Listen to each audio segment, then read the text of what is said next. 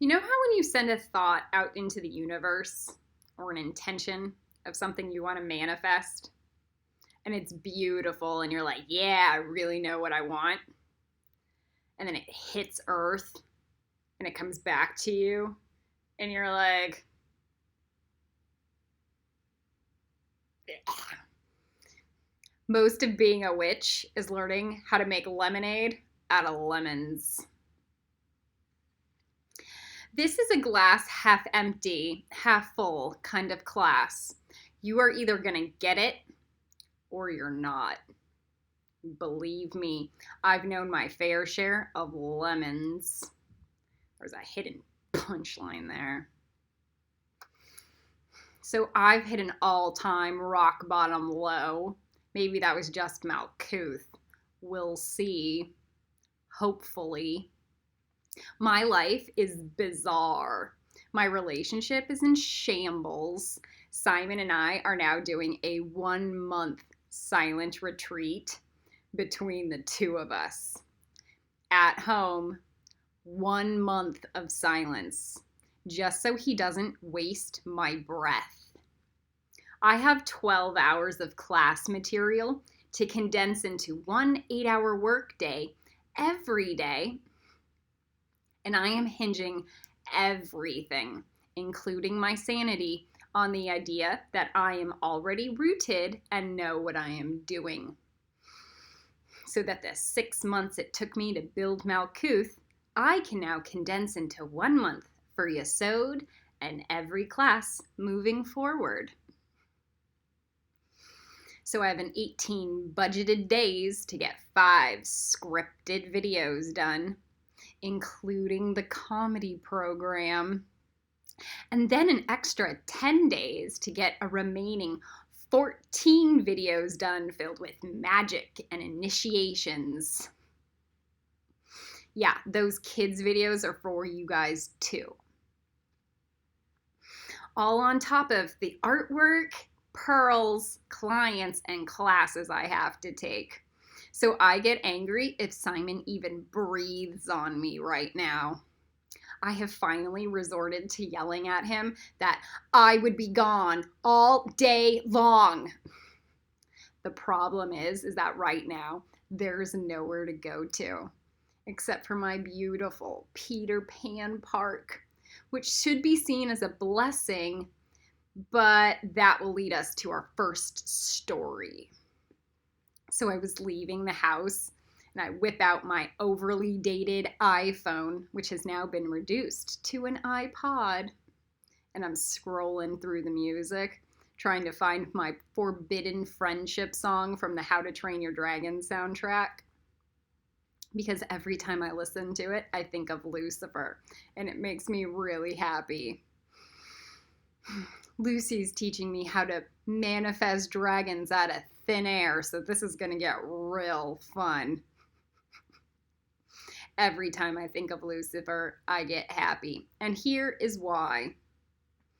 So I'm walking to the park, which is my oasis of fairy wonderland love. And I walk through the gates to find it looking like an overly crowded beach filled with 5,000 morons dumping their shit all over it. Because of the virus, because of humans, it has taken 1 to 2 weeks for them to turn my Garden of Eden into a desert, hosting a frat party.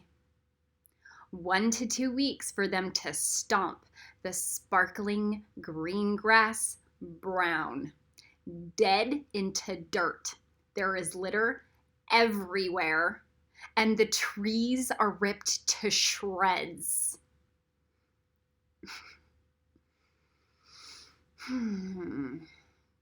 My beautiful escape into nature is now nothing but a wasteland filled with techno music. There wasn't even a place to sit down. So I'm walking down the path and I'm so stressed out and I'm pressing my pen against my body, my legs so hard that it snaps. And I'm thinking, oh, fuck, I needed that pen to write.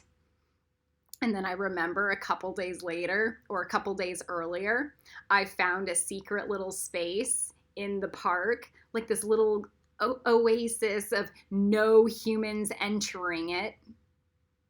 And beneath the tree, I found a pen, a lost thing, and I was told to leave it there. So I remember this, and I go to my little secret spot, my little garden nook, and I go and I pick up my pen, and it works. And I'm thinking, oh my God, this is like a miracle. I would have stayed there to write, but there are too many little mosquitoes flying around. So I continue on my journey around the river bend, and I walk to my willow tree that I like to talk to. And when I get there, I'm horrified. All of its branches and flowing tresses are all ripped off and scattered about the floor. And all I'm thinking is, damn kids. Adults that never bothered to teach their children to not do that. So I go and I sit at the roots, the base of the tree where my little fairy pointed at me to. And I take a deep breath and I whip out my notebook and I begin to write because I finally have a little bit of privacy, but not enough. Not enough. Because a few minutes later, some little kid comes skating on through on his little scooter. And he's getting real close to these branches. And I'm thinking, you better back the fuck off. And he reaches for these branches. And I'm thinking, I'm about to rip into this kid. And he goes and he reaches. And then he picks up one of all the already ripped up branches off the floor. And he starts writing with it. And I'm like, phew, I'm not going to jail today for murdering some filthy muggle child. And he's sitting there writing, scratching up the floor. And he leaves. And I'm thinking, oh, what a breath of fresh air. And then 5 minutes later, he comes back and he starts yanking on all the branches and tearing everything up, and I fucking lose it. I would rather be a witch.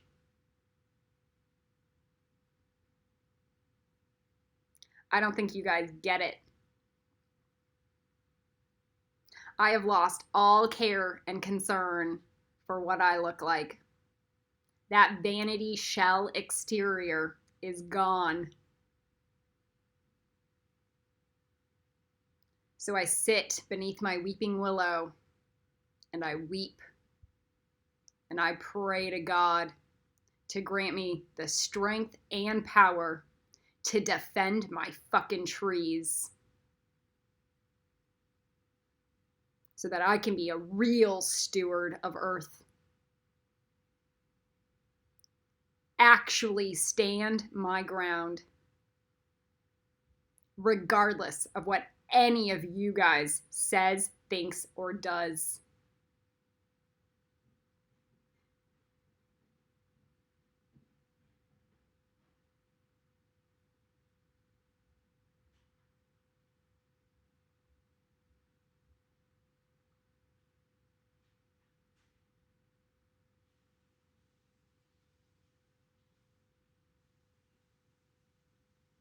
So I've been really enjoying finishing off Merlin recently. Or should I call it Morgana Le Fay? You guys don't get it. She's the good guy. I'm getting really excited watching her do this with her hands, throwing men off of their horses. Soldiers squandering. I know what that word means. Falling to the floor.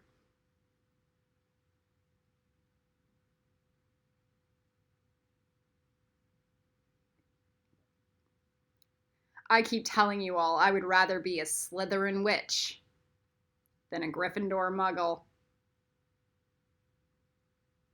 That's what she is, you guys. She's a Slytherin witch. And King Arthur is the Gryffindor muggle. You guys don't get it. He is so evil.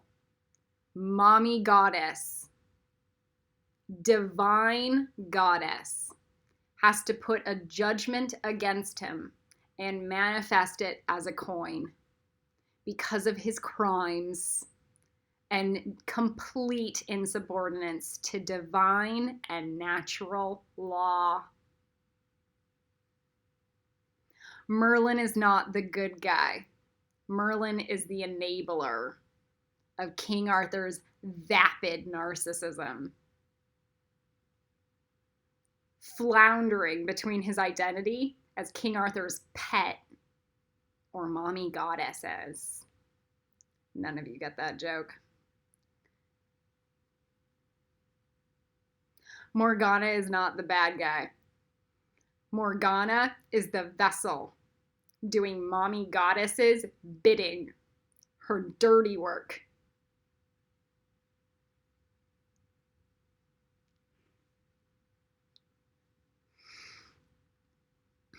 You guys do things. You humans like to put things in weird fucking boxes. These are stories that are fractured and taken completely out of context, and almost always missing the bigger picture. That's why Disney had to create an entire movie production around Maleficent.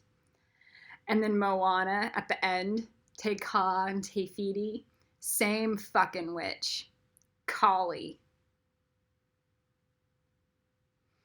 So I was doing that dragon egg gridding with male Archangel Kamael training. And he was telling me about these animations that were in the backstory of the Matrix. And I was fascinated because all it did was prove my point that humans fucking did it. They did it. They created their own living nightmare, their own fucking hell with their greed and their vanity and their unwillingness to do their own work. They, in gross disrespect, they created these robots, proceeded to treat them like shit to the point where the robots began to rebel against them.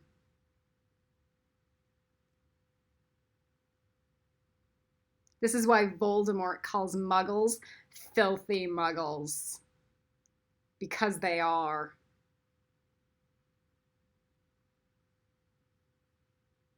I did this Zen Master post, a pearl for Malkuth. It's brilliant. And underneath on my Facebook, I write, I'm pretty sure that I just had a dream last night that Voldemort was the good guy. And all I can think of is Hermione looking at that statue of the witches on top of the muggles, squashing them, going, muggles in their rightful place. You know, in that other humans polyjuice potion bodysuit. I would rather be a witch and do things that are like seemingly dark and unsavory, things that are bitter, having to surrender to actual divine ordinances, go through alchemical processes and painful transmutation, learn how to be a real leader.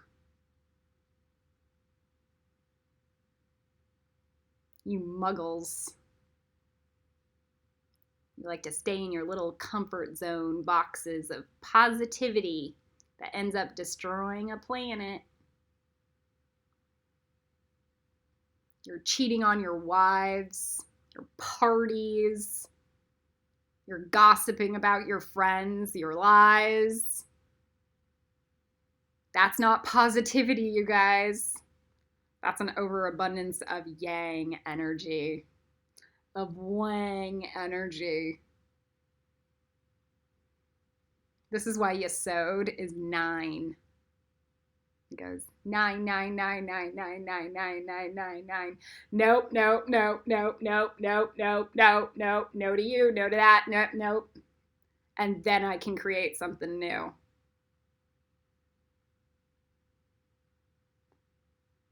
I am here to create a new reality, not regurgitate or recycle any of your guys' shit material.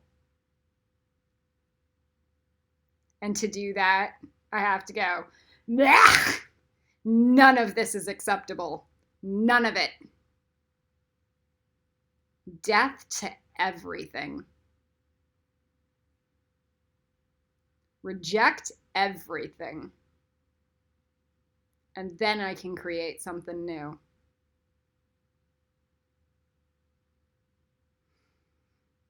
I would rather be a witch. So back on that Zen Master post, it's from Charlie Wilson's War. I stole it, at least the first part, mostly because it has shaped a better part of my enlightened existence. So Plutarch Heavensby is like talking about this Zen master that sits on top of a mountain overlooking a village and all the villagers in that village. And then a boy gets a horse for his 16th birthday, and all the villagers are like, oh, how wonderful, that's so great. And the Zen master's like, we'll see. And then the boy falls off of his horse and breaks his ankle and can't ride. And all the villagers are like, how sad, that sucks. And the Zen master's like, we'll see. And then a few years later, all the young men get drafted off to war.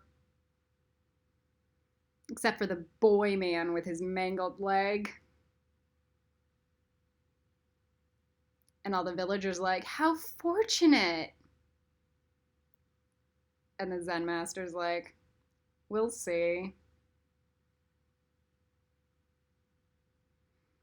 And that should be the punchline. People should have gotten that teaching. But they didn't. And you know how I know? This. Fast forward 100 years and Khaleesi burns down an entire civilization. And everybody's horrified, traumatized. Oh my God! I named my child after her. And the Zen master's like, we'll see.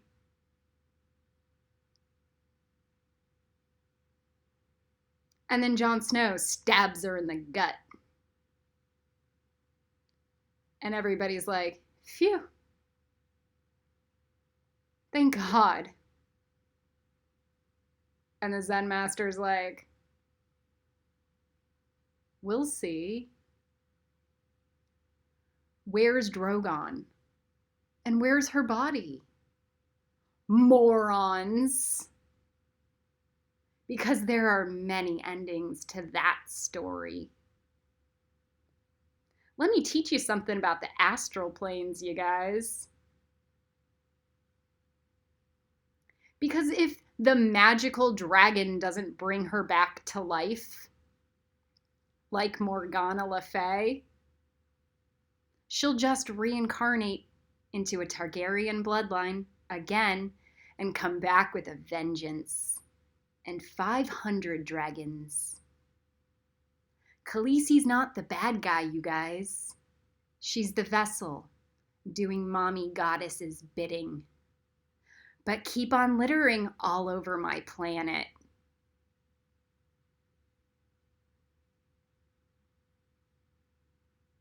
I'll end it on this note. So I was taking a bath the other day, and all my hair started falling out. And I'm thinking, What is this? Not again. And my spirit guides are like, think of it as Kundalini bomb number 2. And I remember, I just started running gamma ray frequencies through my body.